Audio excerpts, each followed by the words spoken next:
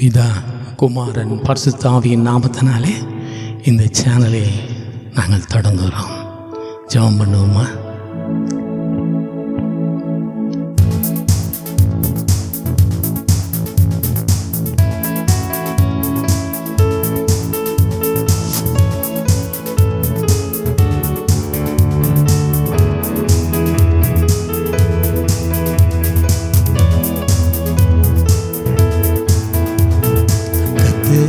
காத்திருந்து கழுகு போல் பலனடைந்து சேட்டைகளை அடித்து உயரே எழும்பிடுவார்.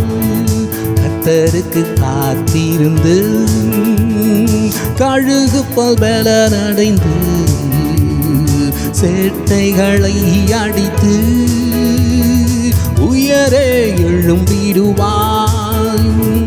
புது பலன் அடைந்திடுவாய், நீ புது பலன் அடைந்திடுவாய், நீ புது பலன் அடைந்திடுவாய், நீ புது பலன் அடைந்திடுவாய், புது பலன் அடைந்திடுவாய், நீ புது பலன் அடைந்திடுவாய், நீ புது பலன் அடைந்திடுவாய், நீ புது பலன் அடைந்திடுவாய்.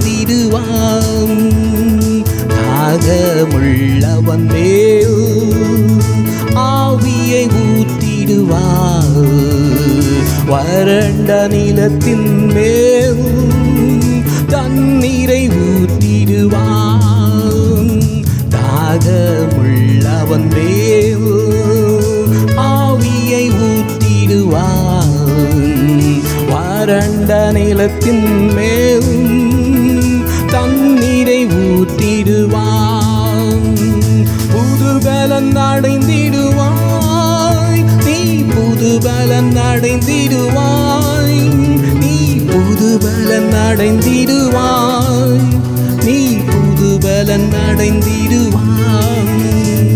சாத்தானின் கோட்டைகளை சாத்தியத்தால் தகப்பான் சிலுவையில் சுமந்திடுவான், ஜெயக்கொடி ஏற்றிடுவான். சாத்தானின் கோட்டைகளை சாத்தியத்தால் தகப்பான் சிலுவையை சுமந்திடுவாய், ஜெயக்கொடி ஏற்றிடுவான். புது பலன் அடைந்திடுவாய், நீ புது பலன் அடைந்திடுவாய், நீ புது பலன் அடைந்திடுவாய், நீ புது பலன் அடைந்திடுவாய். கர்த்தரின் பலன் அடையும் பாக்கியம் பெற்றிடுவான், பலத்தின் மேல் பலன் அடைந்து சீயோனுக்கு வருவார். கர்த்தரின் பலன் அடையும் பாக்கியம் பெற்றிடுவார், பலத்தின் மேல் பலன் அடைந்து சீயோனுக்கு வருவாய். புது பலன் அடைந்திடுவாய், நீ புது பலன் அடைந்திடுவாய், நீ புது பலன் அடைந்திடுவாய், நீ புது பலன் அடைந்திடுவாய். கர்த்தருக்கு காத்திருந்து கழுகு பலன் அடைந்து சேட்டைகளை அடித்து உயரே எழும்பிடுவார். ஹல்லேலூயா. ஆண்டவரே உமக்கு நன்றி சுவாமி.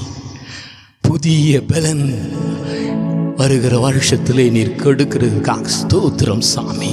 இந்த புதிய ஆண்டிலே புதிய பலத்தோடு ஜனங்கள் எழும்ப போவதுக்காக நன்றி. உம்முடைய பிள்ளைகள் எழும்ப போவதுக்காக ஸ்தோத்திரம் சுவாமி. புதிய பலத்தை நீர் கொடுக்கிறீங்க சுவாமி, ஆவிக்குரிய பலத்தை கொடுக்கிறீங்க சுவாமி. யார் யார் சோர்ந்து போயிருக்கிறார்களோ, இனி ஊழியம் செய்ய முடியாது என்று அழுகிற ஒவ்வொரு பிள்ளைகளுக்கு ஒரு புதிய பலத்தை இந்த புதிய வருஷத்திலே நீர் கொடுக்க போவதுக்காக நன்றி சுவாமி. கோடாகடி ஸ்தோத்திரம், கோடாகடி ஸ்தோத்திரம். உன் துக்கம் சந்தோஷமாய் மாறும் என்று சொல்லி இருக்கிறீங்க சுவாமி. இந்த வருஷம் அப்படியாய் ஒவ்வொரு துக்கத்தையும் சந்தோஷமாய் மாற்றப் போவதுக்காக நன்றி சுவாமி. ஒவ்வொரு நிந்தையை நீ மாற்றப் போவதுக்காக நன்றி சுவாமி. புதிய பலத்தோடு ஊழியக்காரிகள் எழும்ப போவதுக்காக நன்றி சுவாமி. நாமத்தை மகிமைப்படுத்த போவதுக்காக ஸ்தோத்திரம். பிசாசு நசுக்கப்படுவதற்காக நன்றி சாமி. உங்களுடைய நாமம் இந்த உலகத்தில் உயர்த்தப்பட போவதற்காக கோடாகடி ஸ்தோத்திரம் சாமி. நன்றிப்பா, கடாகடி ஸ்தோத்திரம். நன்றி சாமி.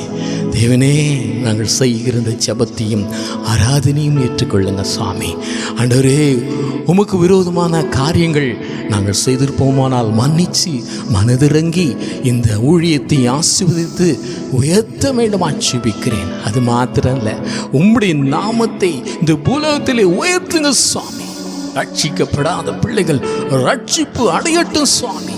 பாவ கட்டிலே கட்டப்பட்டிருக்கிற பிள்ளைகள் இந்த வருஷத்திலே புதிய விடுதலை பெற்றுக்கொள்வாங்க சுவாமி.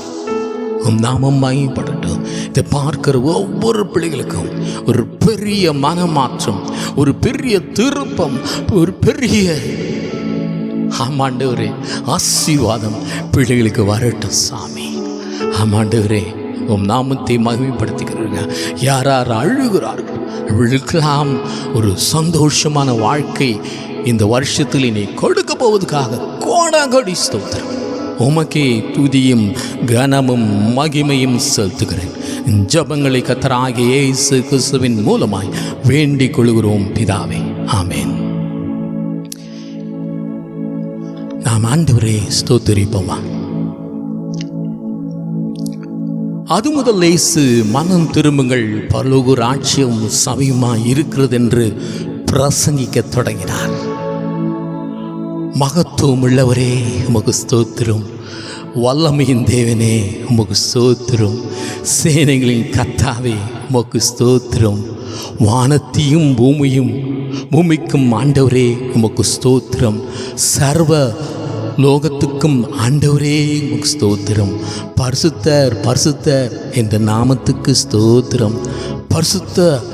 பரிசுத்தத்தில் மகத்துவம் உள்ளவரே உமக்கு ஸ்தோத்திரம். தூயாதி தூயரே உமக்கு ஸ்தோத்திரம். இஸ்ரவேலின் பரிசுத்தரே உமக்கு ஸ்தோத்திரம். பாவத்தை பாராத சுத்த கண்ணரே உமக்கு ஸ்தோத்திரம்.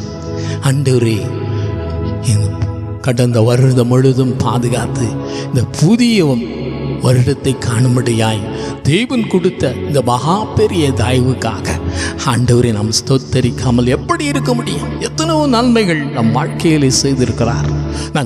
நாங்கள் போகும்போது வரும்பொழுதும் நம்மளோடு கூட இருந்திருக்கிறார். அன்றாட உணவை கொடுக்கிறார், இருக்கும் இடங்களை கொடுக்கிறார், உடைகளை கொடுக்கிறார், வீடுகளை கொடுக்கிறார். தேவன் ஒவ்வொரு நாளும் நம் கூட இருந்து வழி நடத்தி கொண்டு வருகிறார். நாம் எப்படி அவரை துதிக்காமல் அவர் ஸ்தோத்தரிக்காமல் இருக்க முடியும்?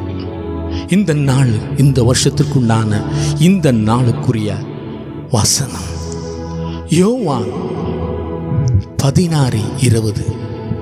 மெய்யாகவே மெய்யாகவே நான் உங்களுக்கு சொல்லுகிறேன், நீங்கள் அழுது புலம்புவீர்கள், உலகமோ சந்தோஷப்படும். நீங்கள் துக்கப்படுவீர்கள், ஆனாலும் உங்கள் துக்கம் சந்தோஷமாய் மாறும். எவ்வளவு பெரிய பாக்கியம்! இந்த வருஷம் ஆண்டவர் நம் துக்கங்கள் எல்லாம் சந்தோஷமாய் மாற்றுவார். எவ்வளவு நாள் அழுது கொண்டிருப்பது, எவ்வளவு நாள் துக்கத்தோடு இருப்பது இல்லை. இந்த வருஷம் தேவன் நம் துக்கத்தை சந்தோஷமாய் மாற்றும் வருஷமாய் இருக்கிறதுக்காக ஸ்தோத்திரம். தேவனுடைய பிள்ளைகளுக்கு இது உகந்ததாய் இருக்கும் என்று நான் நம்புகிறேன். தேவனுடைய பிள்ளைகள் அநேக பேர் நீங்கள் துக்கத்தோடு இருக்கிறீங்க, வேதனையோடு. தேவனை தேடி தேடி தேடி இந்த வருஷத்திலாவது என் துக்கத்துக்கு ஒரு மாற்றம், சந்தோஷம் வருமா என்று ஏங்கிக் கொண்டு இருக்கிறீர்களா? ஆண்டவர் சொல்லுகிறார், உன் துக்கம் சந்தோஷமாய் மாறும் என்று சொல்லுகிறார். பயப்படாதீங்க.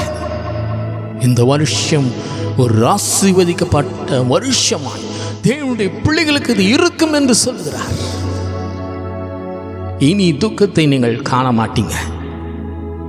யோவான் 16:33 33 என்னிடத்தில் உங்களுக்கு சமாதானம் உண்டாயிருக்கும் பொருட்டு இவைகளை உங்களுக்கு சொன்னேன். உலகத்தில் உங்களுக்கு உபத்திரம் உண்டு, ஆனாலும் திடன் கொள்ளுங்கள், நான் உலகத்தை ஜெயித்தேன், திடன் கொள்ளுங்கள். இத்தனை வருஷம் நீங்கள் பாடுபட்டு கொண்டிருந்திருக்கலாம். திடன் கொள்ளுங்கள், நான் உலகத்தை ஜெயித்தேன் என்று சொல்லுகிறார். இது அப்படியாய் ஒரு தீர்க்க தரிசனமாய் நீங்கள் ஏற்றுக்கொண்டு இதை விசுவாசித்து நம்பி ஆண்டவரிடத்தில் ஜெபிப்பீர்கள், உங்கள் துக்கம் சந்தோஷமாக மாறும். உங்களுக்கு நிம்மதி, சந்தோஷம், சமாதானம் கிடைக்கும்.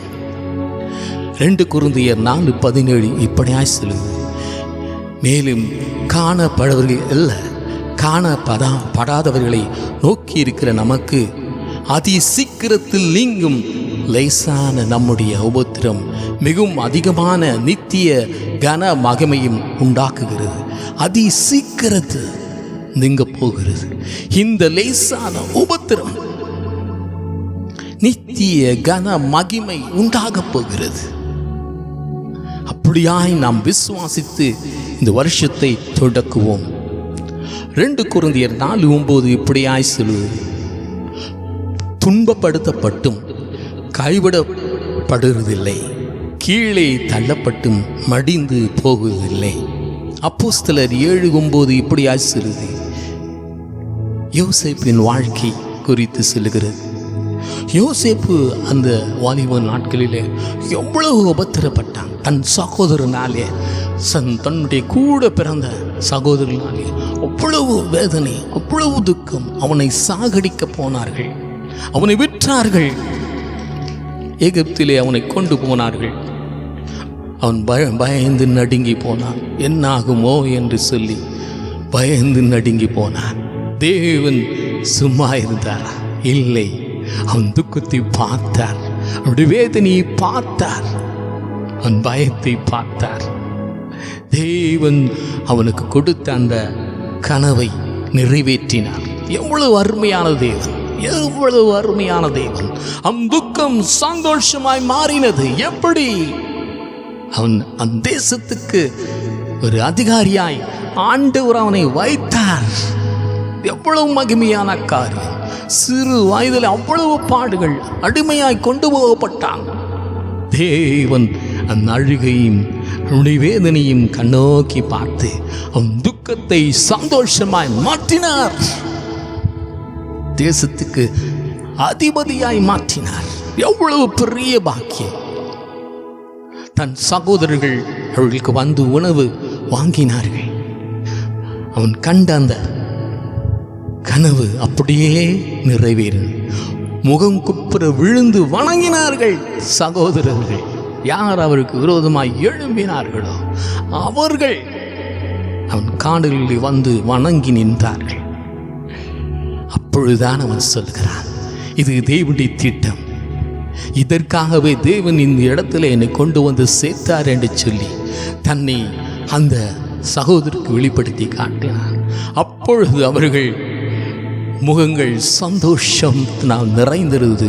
அவன் தம்பியாகி பெஞ்சமின் கழுத்தை கட்டி கொண்டு அழுதான். பெஞ்சமின் அவன் கழுத்தை கட்டி கொண்டு அழுதான். சகோதரர் யாவரும் அவனை முத்தம் செய்தார்கள். முத்தம் செய்து அவர்களை கட்டி கொண்டு அழுதான்.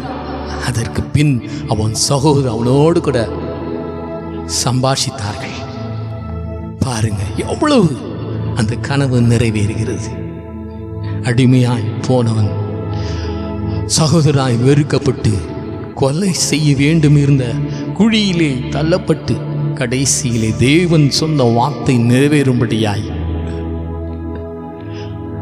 அவனை எகிப்திலே கொண்டு போய் அதிகாரியாய் ஒரு அதிபதியாய் வைத்தார். அவன் சகோதரர்கள் பார்த்து அழுகிறார்கள், கட்டி பிடித்து அழுகிறார்கள்.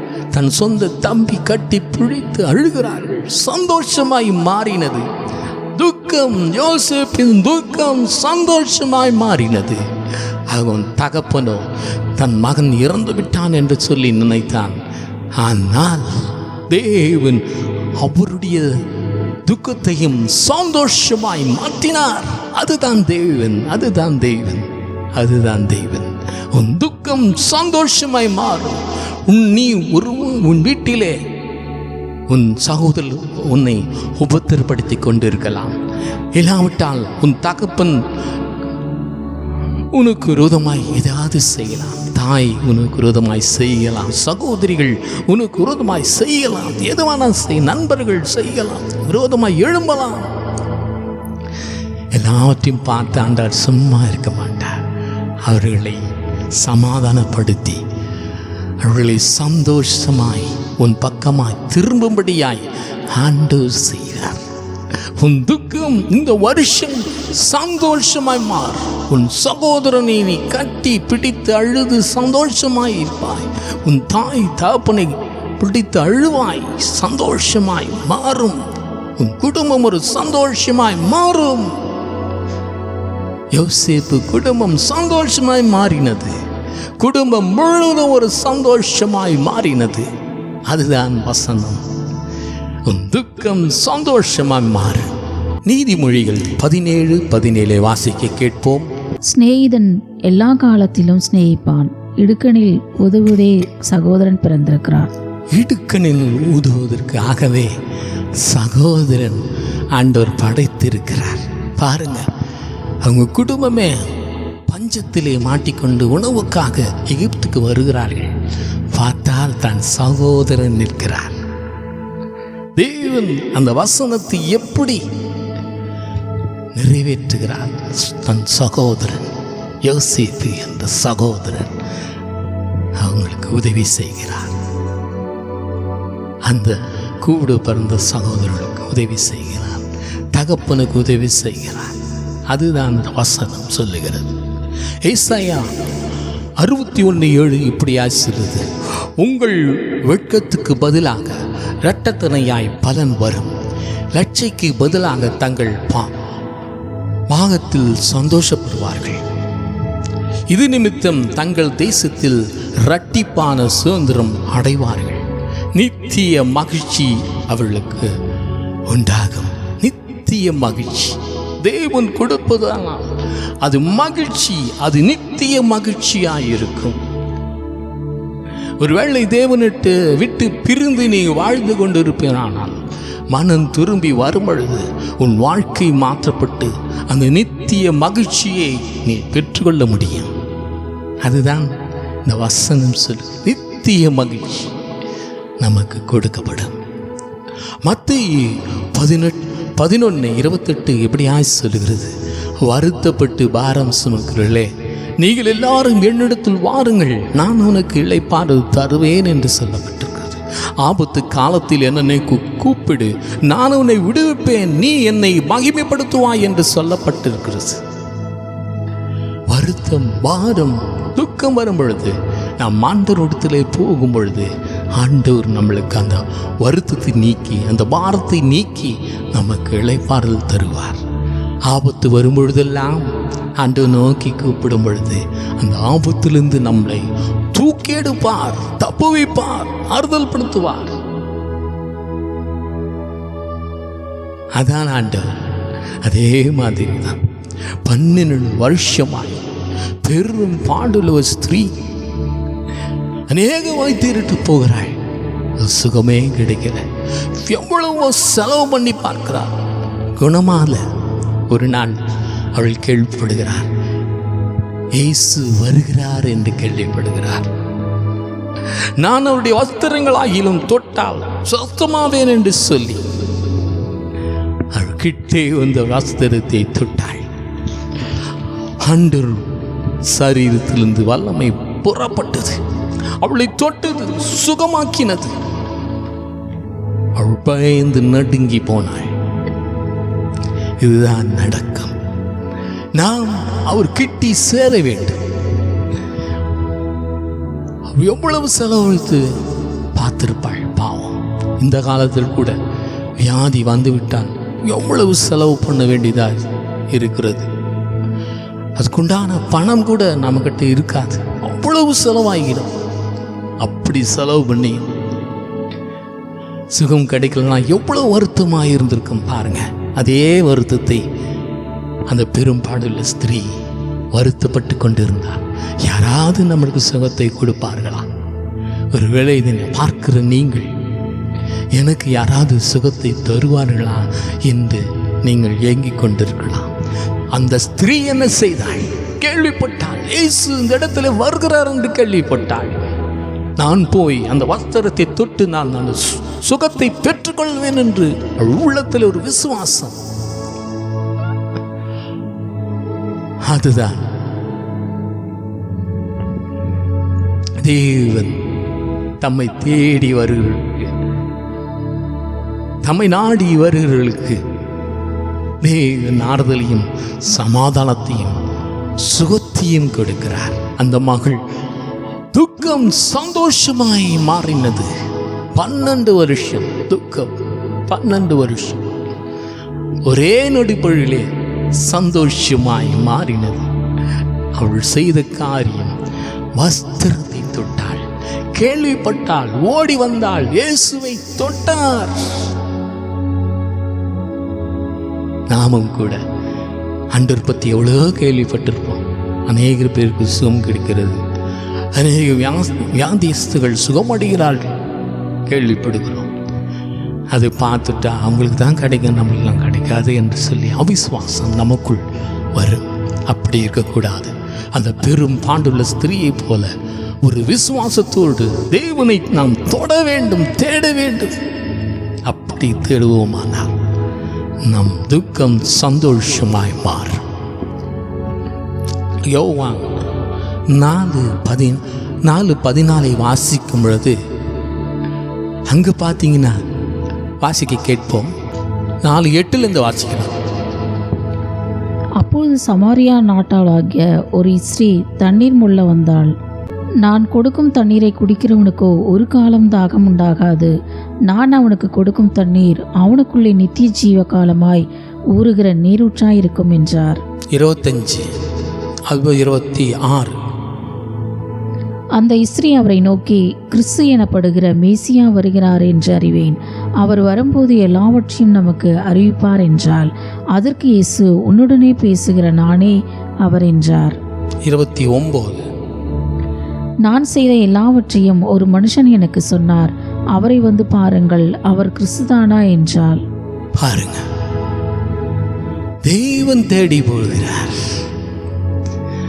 அவருக்கு எவ்வளோ காரியம் இருந்திருக்கும். ஆனாலும் ஒரு ஸ்திரீ, ஒடுக்கப்பட்ட ஸ்திரீ, பாவம் செய்கிற அந்த ஸ்திரீயை விடுவிக்க வேண்டும் என்று சொல்லி அந்த இடத்துக்கு அவள் போகிறார்.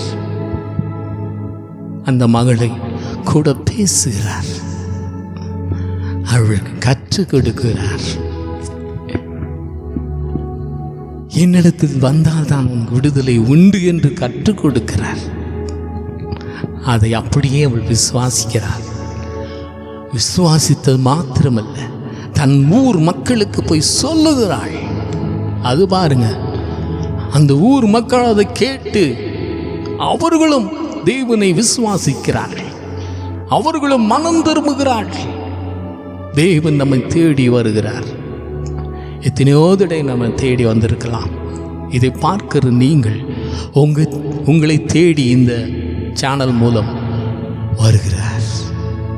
அவருக்கு நீங்கள் இடம் கொடுப்பீர்களா? உங்கள் வீட்டை கொடுப்பீர்களா? உங்கள் இருதயத்தை கொடுப்பீர்களா? அவரை ஏற்றுக்கொள்வீங்களா? இயேசு அதைத்தான் விரும்புகிறார். அதைத்தான் அந்த மகளிடத்தில் கேட்கிறார். என்னிடத்திலும் ஜீவ ஊற்று இருக்கிறது என்று சொல்லுகிறார். நான் கொடுக்கும் தண்ணீர் அவனுக்குள்ளே நித்திய ஜீவ காலமாய் ஊறுகிற நீரூற்றாயிருக்கும் என்று சொல்லுகிறார். ரட்சிப்பை பற்றி அவள் சொல்கிறார். என்னிடத்தில் வரும் பொழுது என்னிடத்தில் இருந்த ரட்சிப்பை உனக்கு நான் தருவேன்.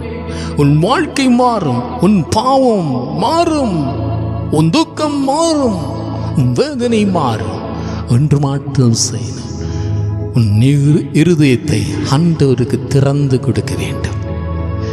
இசப்பா, என் உள்ளத்திலே வாருங்க, என் பாவத்தை மன்னிங்க என்று சொல்லி அவரை அழைக்கும் பொழுது உள்ளத்திலே வந்து நமக்குள் இருக்கும் அந்த இருதயத்துக்குள் இருக்கும் பாவ குற்றங்களை வெளியே தூக்கி எறிந்துவிட்டு தேவன் ஆளுகை செய்வார்.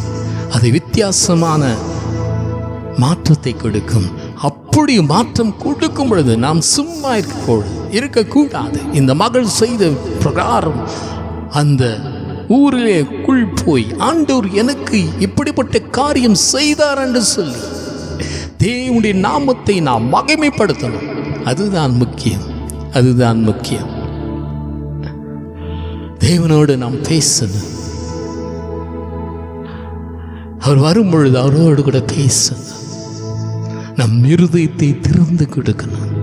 நம் வாழ்க்கையை அவரிடத்திலே கொடுக்க வேண்டும். அப்படி கொடுக்கும்போது தான் ஒரு பெரிய மாற்றம் நமக்குள் வரும். யோவான் 5:5 இப்படியா சொல்லுகிறது, 38 வருஷமாய் வியாதி கொண்டிருந்த ஒரு மனுஷன் அங்கே இருந்தான். படுத்திருந்த அவனை இயேசு கண்டு அவன் வெகு காலமாய் வியாதியஸ்தன் என்று அறிந்து அவனை நோக்கி, சொஸ்தமாக வேண்டும் என்று விரும்புகிறாயா என்று கேட்டார். அதற்கு வியாதியஸ்தன், ஆண்டவரே, தண்ணீர் கலக்கப்படும் பொழுது என்னை குளத்தில் கொண்டு போய் விடுவதற்கு ஒருவரும் இல்லை. நான் போகிறதுக்குள்ளே வேறு ஒருவன் எனக்கு முந்தி இறங்கி விடுகிறான் என்றார். இயேசு அவனை நோக்கி, எழுந்து உன் படுக்கையை எடுத்து கொண்டு நட என்று சொல்லுகிறார். பாருங்க, தேவனை தேடி வருகிறார்.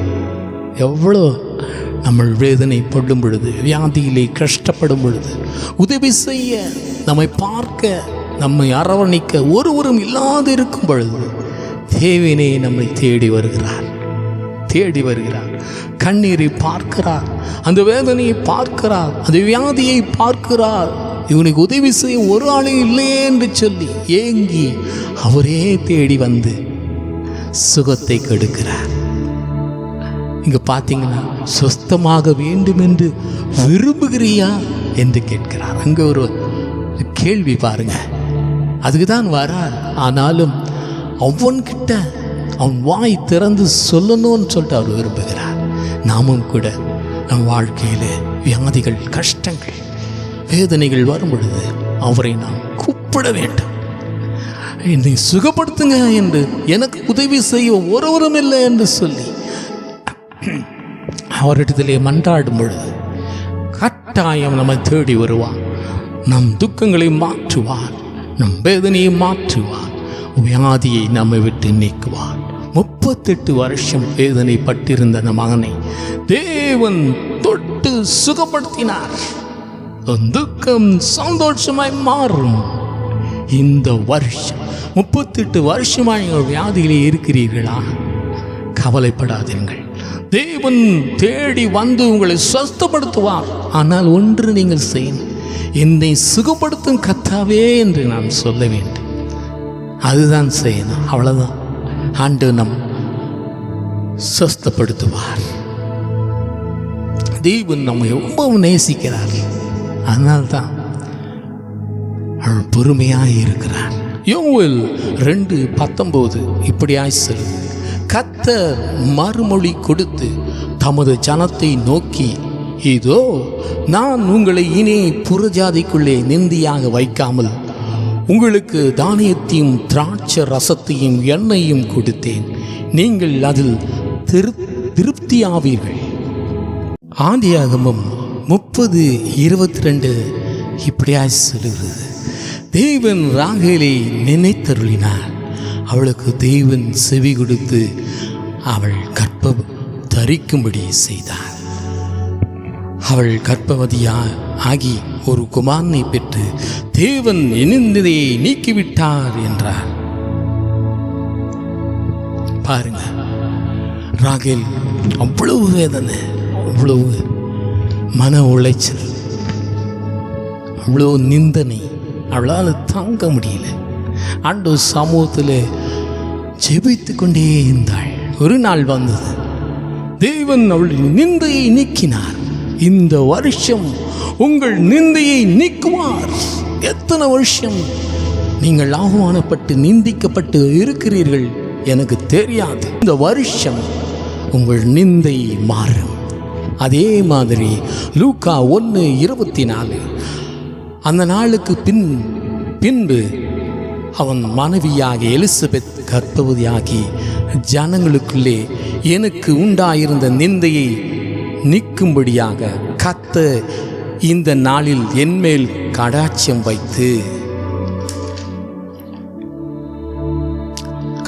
வைத்தார். தேவன் எலிசபெத் அவருடைய துக்கத்தை கூட ஆண்டவர் மாற்றினார். அந்த நிந்தையை கூட மாற்றினார். அவருக்கு கர்ப்பம் தரிக்கும்படியாய் செய்தார். உங்கள் துக்கம் சந்தோஷமாய் மாறும். ஒருவேளை நீங்கள் இதுவரைக்கும் நீங்கள் கர்ப்பம் தரிக்காதபடி மலடி என்று உங்களை நிந்தித்து கொண்டிருக்கலாம். இந்த வருஷம் நீங்கள் மலடி அல்ல. நீங்கள் நிந்தை உங்களுக்கு கிடையாது. துக்கம் சந்தோஷமாய் மாறப்போகிறது. இது என்னால் உறுதியாய் சொல்ல முடியும். தேவன் என் கொடுத்த அந்த வார்த்தை அது உண்மை, அது நிறைவேறும். தேவன் நமக்கு சந்தோஷத்தினால் இந்த வருஷம் நிறைக்கப் போகிறார். ஆசீர்வாதங்களாலே நிறைக்கப் போகிறார். நிந்தையை மாற்றப் போகிறார். அவமானத்தை மாற்றப் போகிறார். பட்ட பாடுகளுக்கெல்லாம் ஒரு விடுதலை கொடுக்க போகிறார். வியாதியின் கட்டிலிருந்து விடுதலை தரப்போகிறார். 12 வருஷமாய் நீங்கள் கஷ்டப்படுகிறீர்களா? 38 வருஷமாய் வியாதியிலே கஷ்டப்பட்டு கொண்டு இருக்கிறார்களா? இந்த வருஷம் ஒரு பகத்தியில் நிற்கிறாளா? எல்லாவற்றுக்கும் உங்களுக்கு விடுதலை உண்டு. இது உண்மையாக நீங்கள் விசுவாசிப்பீங்கன்னா அப்படியே நிறைவேறு. மலடி என்று உங்களை நிந்திக்கிறார்களா? பயப்படாதீங்க, தைரியமா சொல்லுங்க. இந்த வருஷம் என் நிந்தையை ஆண்டவர் நீக்கி போடுவார் என்ற தைரியமாய் சொல்லுங்க. இது எல்லாருக்கும் கிடையாது. தேவனை உண்மையாய் தேடுகிற யாவருக்கும் தேவன் இந்த காரியங்கள் செய்வார். அதுதான் இங்க முக்கியம். எல்லாருக்கும் அப்படியாய் அல்ல. தேவனை உண்மையாய் அவரை ஒவ்வொரு நாளும் ஒவ்வொரு வருஷமும் ஆண்டவரே கூப்பிட்டு கொண்டிருக்கிற மக்களுக்கு தான் இந்த காரியம் நீங்கள் நிறைவேறும். அது தெளிவாய் நீங்கள் அறிந்து கொள்ள வேண்டும். எபிரேயர் 10:27 நியாயத்தீர்ப்பு வரும் என்று பயத்தோடு எதிர்பார்க்குதலும் விரோதிகளை பட்சிக்கும் கோபாக்கினமே இருக்கும். 10:37 வருகிறவர் இன்னும் கொஞ்சம் காலத்தில் வருவார், தாமதம் பண்ணார். எசேக்கியேல் 38:7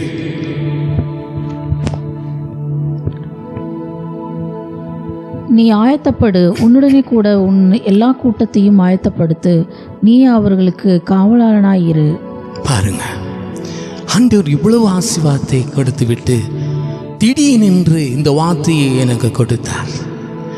எனக்கு ஒன்றுமே புரியல. ஆண்டவரே, எல்லாம் ஆசீர்வாதம் எல்லாம் துக்கங்களாம் மாறும் என்று சொன்னீங்களே, அதுக்கு எப்படி என்ன சம்மந்தமே இல்லாமல் இருக்கு இந்த வார்த்தையை நீங்கள் கொடுக்குறீங்களா என்று நான் கேட்டேன்.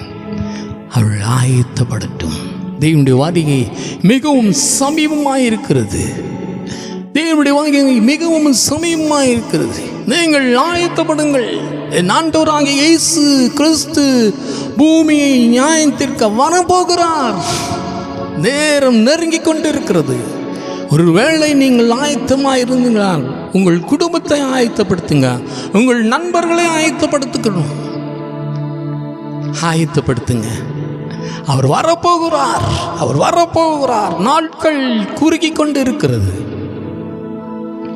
1 பேதுரு 4:5 உயிரோடு இருக்கிறவர்களுக்கும் மரித்தவர்களுக்கும் நியாயத்தீர்ப்பு கொடுக்க ஆயத்தமாய் இருக்கிறவருக்கு அவர்கள் கணக்கு ஒப்புவிப்பார்கள்.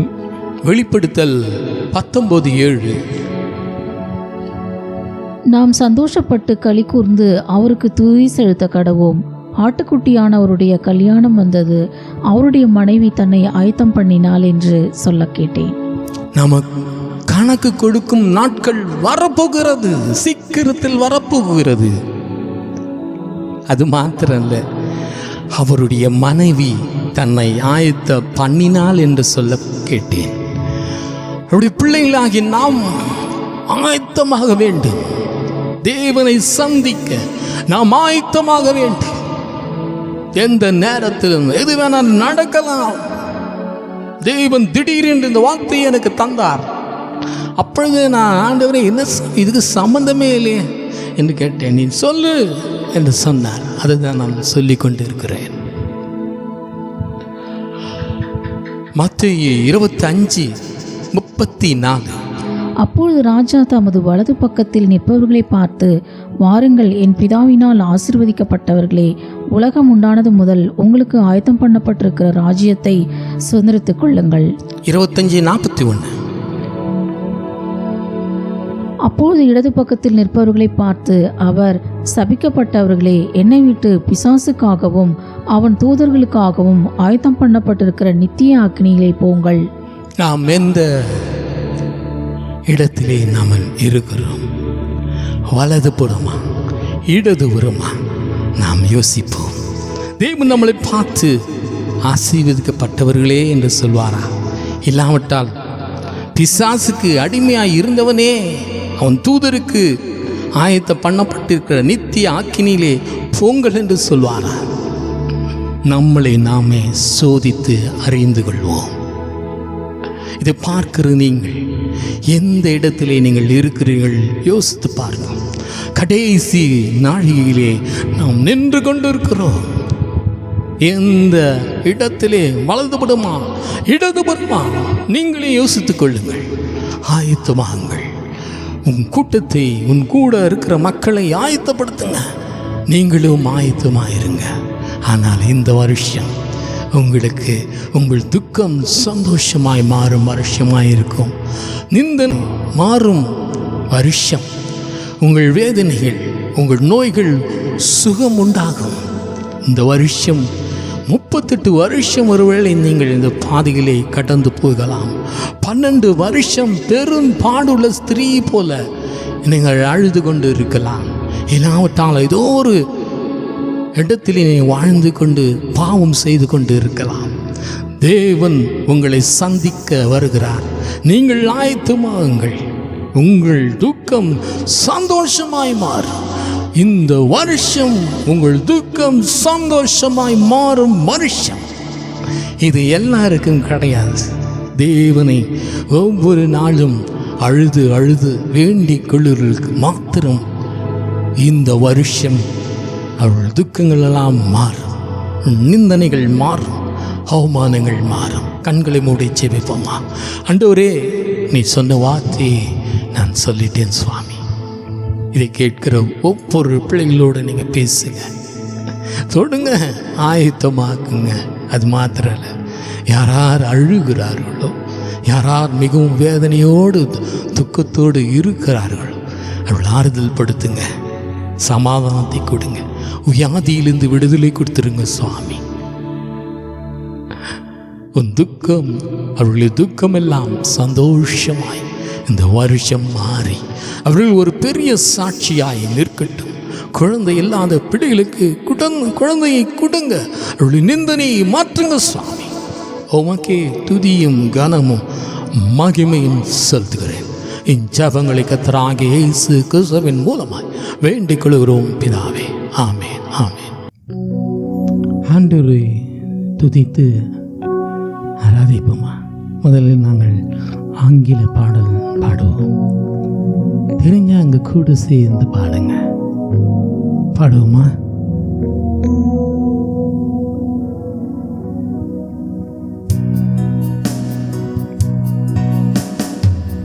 Father in heaven, how we love you. We lift your name in all the earth. May your kingdom be established in our praises. As your people declare your mighty works, blessed be Lord God Almighty, who was and is to come. Blessed be the Lord God Almighty,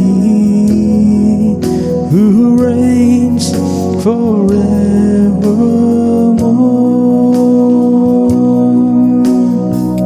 Father in heaven, how we love you. We lift your name in all the earth. May your kingdom be established in our praises, as your people declare your mighty works. Blessed be the Lord God Almighty, who was and is to come. Blessed be the Lord God Almighty, who reigns forevermore.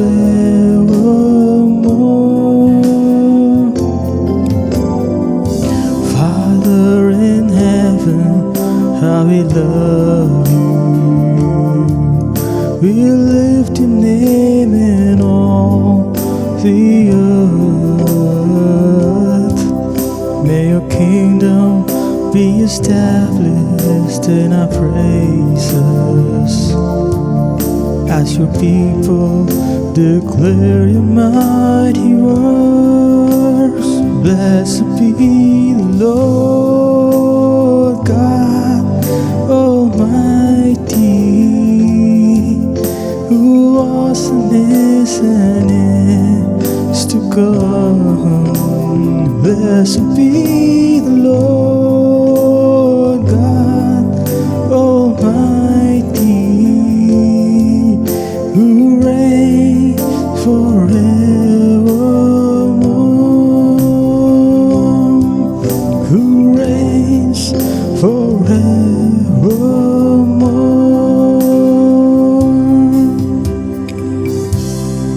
கண்களை மூடி நாம் ஜெபிப்போம். கர்த்தருக்கு காத்திருப்பவர்கள் கழுகு போல் பலனடைந்து செட்டைகளை அடித்து உயரே எழும்பிடணும். இந்த வருஷம் கர்த்தருக்கு காத்திருக்கிறவர்கள் புது பலத்தோடு எழும்ப வேண்டும். தேவன் அதைத்தான் விரும்புகிறார். ஆண்டவரே, அருமையான நேரத்துக்காக நன்றி. நீ அழகாய் பேசினீங்க. உங்கள் துக்கம் சந்தோஷமாய் மாறும் என்று சொல்லியிருக்கிறீங்க. கர்த்தருக்கு காத்திருக்கிறவர்கள் புது பலன் அடைந்து கழுகை போல் செட்டை அடித்து எழும்பணும் என்று சொல்லியிருக்கிறீங்க சுவாமி. அதற்காக நன்றி சாமி.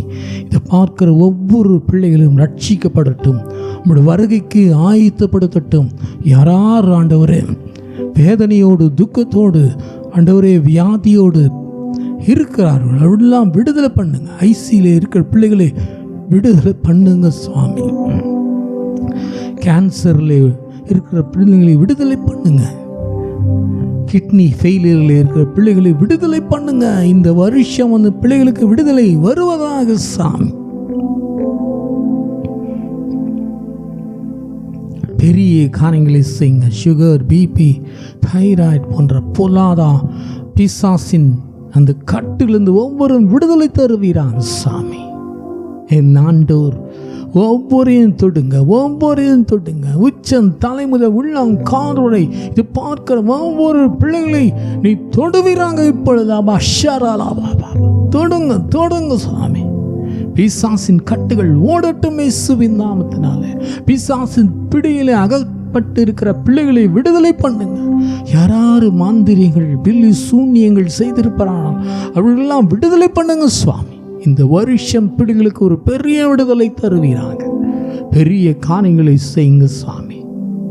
நிந்தனையில் இருக்கிற பிள்ளைகளின் நிந்தனையிலிருந்து விடுதலை தாங்க சுவாமி. குழந்தை இல்லாத குழந்தையை ஏற்படுத்தி கொடுங்க. பிரசவத்துக்காக காத்திருக்கிற சுக பிரசவத்தை கட்டளையிடுங்க.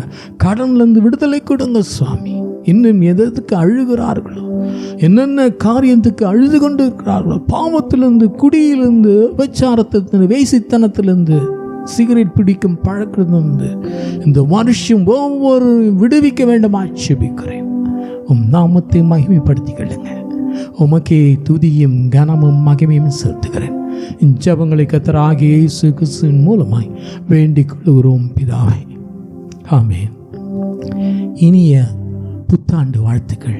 Wish you happy new year. எல்லோரும் சேர்ந்து சொல்லுவோமா? என் ஆத்துமாவே கர்த்தரை ஸ்தோத்திரி, என் முழு உள்ளமே பரிசுத்த நாமத்தை ஸ்தோத்திரி. என் ஆத்துமாவே கர்த்தரை ஸ்தோத்திரி, கர்த்தர் செய்த சகல உபகாரம் மறவாதே. ஆமென். ஹல்லேலூயா.